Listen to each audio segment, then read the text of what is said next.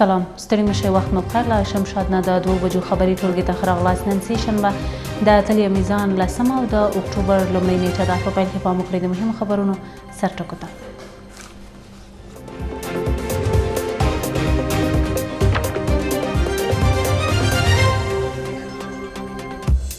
د ګډې همغږۍ پر رامنځته کولو یې ټینګار کړی. د افغان او ایراني سرحدي مسؤلینو ترمنځ ناسته شوې.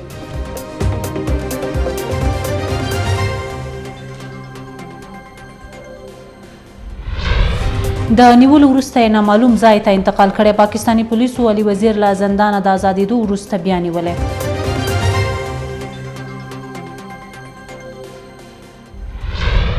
د سیند خونړیو څپو لاهو کړي. په ننګرهار کې د کښتۍ ډوبېدلو له امله 4 تنه مړه او 6 لا درکه دي.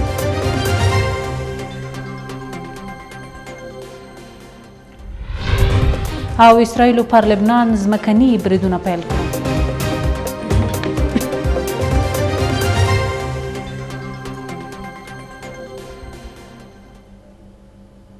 ښه راغلاست بشپړ خبرونو ته. د افغان او ایراني سرحدي مسؤلینو ترمنځ ناسته شوې. ملي دفاع وزارت وایي چې 202 الفاروق الودو د 10مې سرحدي لواء قومندان محمد رحیم خادم په مشرۍ یو پلاوي د ایران له سرحدي مسؤلینو سره کتلي او پر یو شمېر مهمه مسایلو یې خبرې کړي دي. په دې ناسته کې دواړو لورو د سرحدي ځواکونو ترمنځ د همغږۍ په موخه د سرحدونو پر ساتنې، د قاچاق پر مخنیوي او د سرحدي نښو د رنګولو او ترمیم په اړه خبرې اترې کړي دي. ملي دفاع وزارت زیاته کړې ده چې په دې ناسته کې د غرض په راتلونکي کې د لا ښې همغږۍ په موخه ورته ناستو په جوړولو هوکړه شوې ده.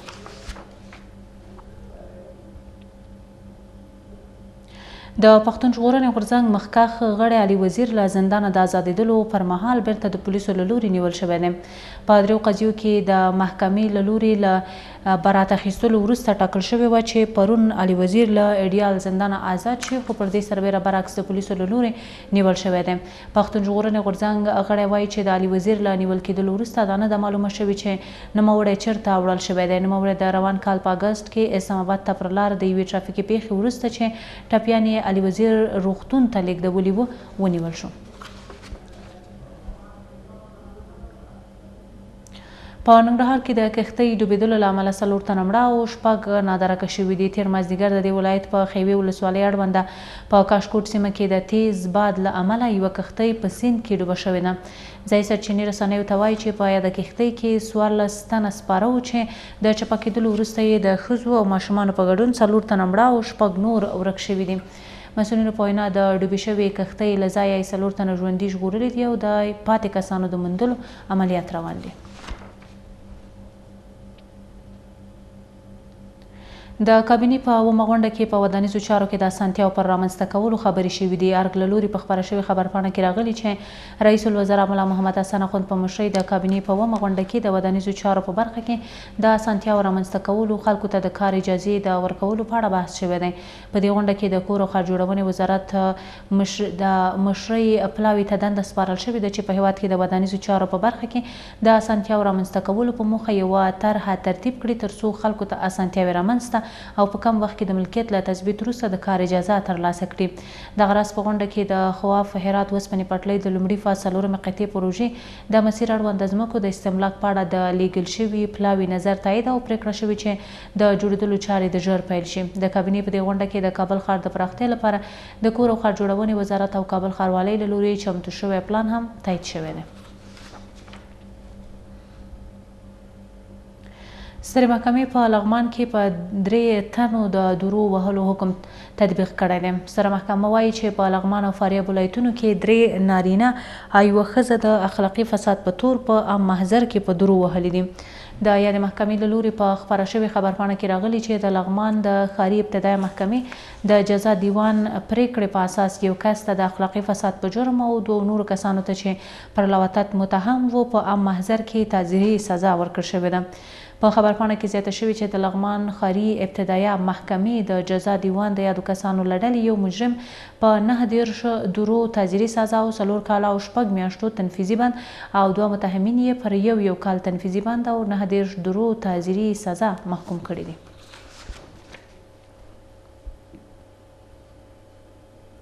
په تیره یوه میاشت کې د اوسپنې پټلۍ له لارې څه باندې 300,000 میټریک ټنه انتقالات شوي دي. ټولګټو وزارت پر ایکس پاڼه لیکلي چې د سنبلې میاشتې له پیله تر پایه پورې د اوسپنې پټلۍ له لارې 3,17,045 میټریک ټنه انتقالات شوي دي. د معلوماتو له مخې دغه انتقالات د حیرتان، اقینې او تورغونډۍ بندر له لارې چې نفتي، غیر نفتي او نور مواد پکې شامل دي هیواد ته وارد او صادر شوي دي.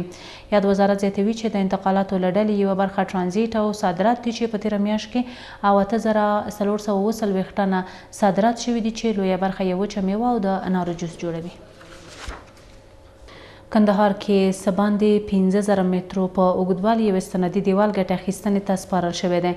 د کلیو بیا رغونې او پراختیا وزارت په خپاره کړې خبرپاڼه کې ویلي چې د یاد وزارت له لوري د کندهار په سپین بولدک ولسوالۍ کې د 15 میلیونه افغانیو په لګښت یو استنادي دیوال چارې بشپړې شوي دي. مسؤلینو په وینا دغه دیوال 15,200 مترو په اوږدوالي سره جوړ شوی دی چې د کلیو بیا رغونې او پراختیا وزارت سرپرست له لوري ګټې اخیستنې ته سپارل شوی دی. په لغمان کې د باران او طوفان له امله 7 تنه ټپیان شوي دي. د دې ولایت ځایي مسؤلین وایي چې د تېرې شپې سخت باران او طوفان په پایله کې 7 تنه ټپیان شوي دي. د مسؤلینو په وینا د سخت طوفان له امله د ځینو کورونو دیوالونه هم نړېدلي دي. دا په داسې حال کې ده چې د سرطان په میاشت کې د ننګرهار په ځینو برخو کې طوفان او سخت باران لږ تر لږه له 15 تنو ژوند واخیست. د اکتوبر په 2 او 3 نیټه په افغانستان او پاکستان کې لمر تندر نیسي. د ستورپیژندنې د ادارې د معلوماتو له مخې د روانې اکتوبر میاشتې په 2 او 3 نیټه به په افغانستان او پاکستان کې 2 او د لمر تندر نیونه رامنځته شي.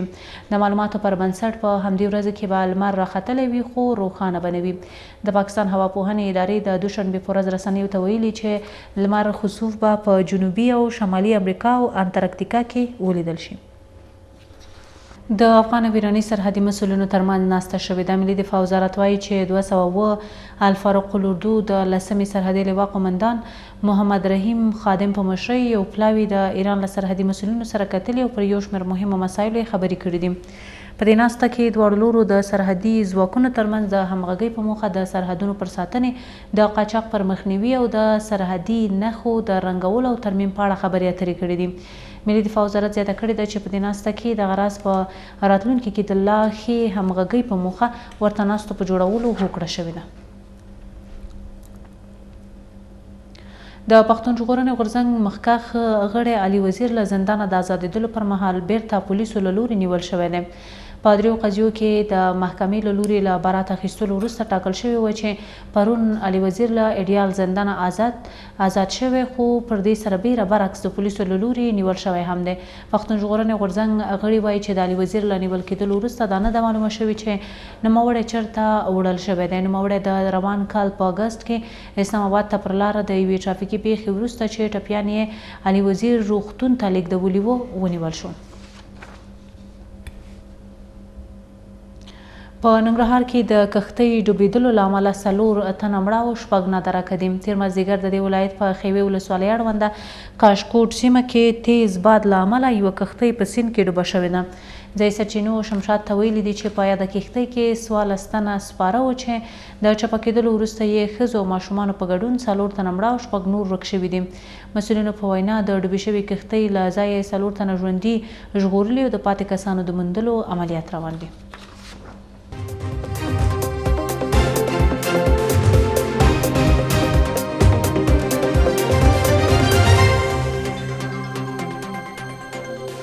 بهرني خبرونه درته زموږ همکار وړاندې کوي. اسرائیلو پر لبنان د ځمکنیو بریدونو له پیلولو خبر ورکړی. یو شمېر نړیوالو رسنیو راپور ورکړی چې اسرائیلو د لبنان په سویل کې د ځمکنیو بریدونو له پیلولو خبر ورکړی. په راپور کې د اسرائیلي چارواکو له قوله ویل شوي چې دغه اقدام یې له لبنان سره د پولې د خوندیتوب او د اسرائیلو له ختیځ د بېځایه شویو د بیرته ستنولو لپاره ترسره کړی دی. له دې سره د لبنان روغتیا وزارت ویلي چې د اسرائیلو د تېرې ورځې په هوایي بریدونو کې 95 کسان شهیدان شوي او لسګونه نور ټپیان دي. د امریکا د دفاع وزیر لوید آسټن د اسرائیلو له دفاع وزیر یوف ګالند سره په خبرو کې ایران ته خبرداری ورکړی چې پر لبنان کې د حزب الله د ملاتړ سره به له سخت ځواب سره مخ شي. په په ورته مهال د غزې یو شمېر روغتیایي بنسټونو ویلي چې د غزې پر مرکزي برخه نصرت پنغالي د اسرائیلي ځواکونو په هوایي بریدونو کې 11 فلسطیني وګړي شهیدان شوي دي. همداراز د سوریې دولتي رسنۍ خبر ورکړی چې پر پلازمینه دمشق د اسرائیلو په هوایي برید کې 3 کسان وژل شوي او 9 نور ټپیان دي. په چین کې د چړې برید 18 کسانو ته مرګ ژوبله اړولې. د راپورونو له مخې د چین په شانګهای ښار یو سوپرمارکېټ کې دوشنبه د یو کس له لوري د چړې په برید کې 3 کسان وژل شوي او 15 نور ټپیان شوي دي. سیمه ییزو چارواکو ویلي پر چړې بریدګر 30 کلن لین نومیږي چې د پولیسو له لوري نیول شوی چې د پیښې د رامنځته کېدو په اړه څېړنې دوام لري. په تونس کې د کډوالو د کښتۍ د ډوبېدو په پیښه کې له 40 زیاتو کسانو ته مرګ ژوبله اوښتې. یو شمېر نړیوالو رسنیو راپور ورکړی چې د تونس په سویل ختیځ دیرچس سمندر کې د کډوالو د کښتۍ د ډوبېدو له امله 12 کسان مړه شوي او 9 نور ژوبل شوي کسان ژغورل شوي دي. په راپورونو کې راغلي چې یو شمېر نور نادرکه شوي چې د ژغورنې لپاره هڅې دوام لري. سیمه ییزو چارواکو د کښتۍ د ډوبېدو لامل نه دی په ډاګه کړی خو د څېړنو په اړه خبر ورکړی. بلخوا د تونس د بهرنیو چارو وزارت په خپره کړې اعلامیه کې ویلي چې په مړه شویو کسانو کې ډیری یې د تونس وګړي دي. او وروستی خبر دا چې په رواندا کې مارکبورګ ناروغۍ 9 کسان مړه کړي او لسګونه نور پرې اخته شوي دي. د دې هېواد روغتیایي چارواکو رسنیو ته ویلي چې له تېرو 2 ورځو راهیسې د مارکبورګ مارګونې ناروغۍ چې شدیده تبه لري 9 کسان مړه کړي او 300 نور پرې اخته شوي دي. چارواکو زیاته کړې چې د دې احتمال ډیر دی ترڅو د یادې ناروغۍ لومړۍ څپه د رواندا ټولو برخو ته ورسیږي. د راپورونو له مخې مارکبورګ ناروغي په انسانانو کې په زیاته اندازه د خونریزۍ د رامنځته کېدو او د شدیدې تبې ناروغي ده چې ډیری وخت د مرګ سبب کیږي. خبرونه مو همدومره له ملتیا مننه. پاتې ورځ مو نیکمرغه.